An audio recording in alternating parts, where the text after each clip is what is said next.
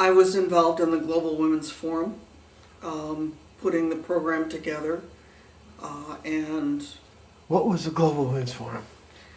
it was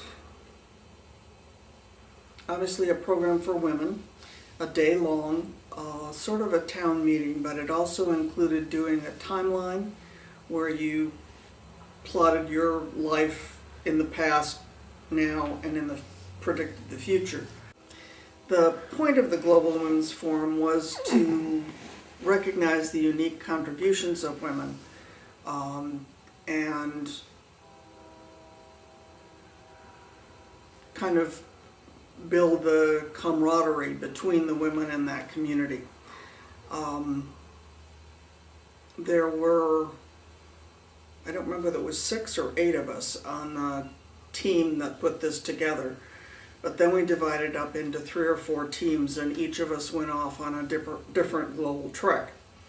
I was on the global trek to North Asia with Mary Warren Moffat, and we went to Korea, Japan, Taiwan,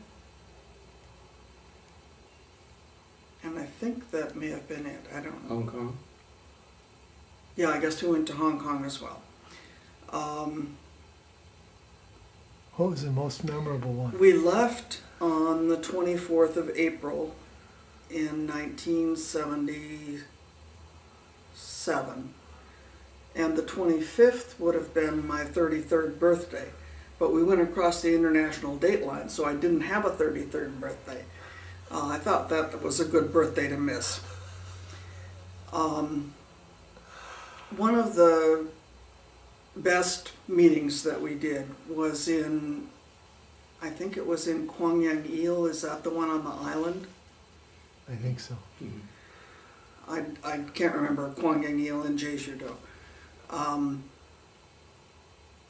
Anyway, all of the women of the community came to this event. At the end, they did a rice planting dance and song that was rarely done anymore. I mean, the young people didn't even know that it existed, so these older women were doing this dance, kind of passing along that memory to the younger ones. But the other thing that was significant about that is that they stayed all day in this group, and so the men never had any lunch because they couldn't figure out how to fix it for themselves. But it was a great event, and we had local translators, and it was terrific. How do you remember? Like about how many people were there? In that one, maybe 30 or 40. But the essence of the women. And I enjoyed doing the ones in the village a lot more than the ones in the city. The village women seemed to be much more open and sharing. The women in the city seemed to be a little more hesitant about participating and seemed to be a little more limited in their ability to see something different in the future.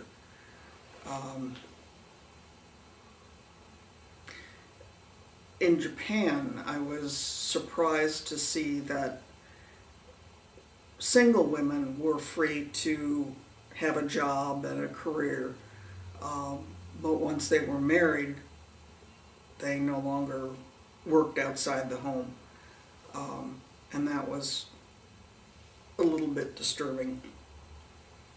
In what way? Well, they just didn't have much vision. They'd kind of lost their selfhood in being